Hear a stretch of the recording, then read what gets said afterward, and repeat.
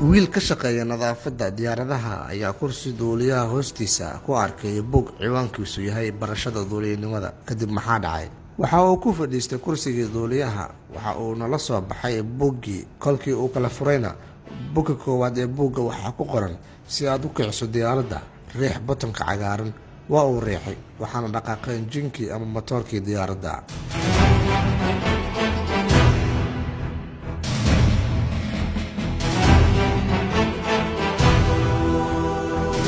waxaa hoos ku qoran fiili bogga labaad. Bogga labaad ee bogga waxaa ku qoran: si diyaaradda uga cararto wadada ama runway-ga, riix buttonka jaalaha ah. Waa uuna riixay, diyaaraddiina wadadii ayay ku carartay. Kadibna hoos waxaa ku qoran fiili bogga saddexaad.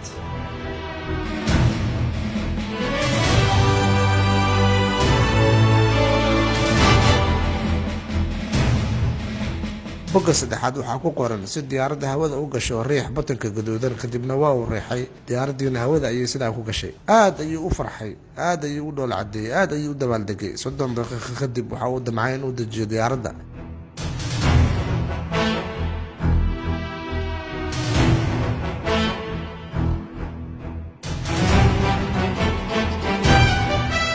bogga afraad ee bogga waxaa ku qoran: si aad u dejiso diyaaradda, soo iibso bog labaad. waxaa laga helaa dukaan ku yaala airportka oo lagu magacaabo Duuliya Bookshop.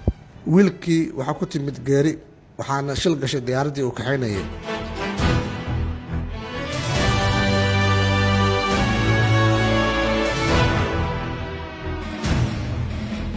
daawada xigmadda sheekadan ku jirto waxay tahay: inta aadan falin ka fiirso, hana ku fududaan wax aadan cilmi badan ka haysan.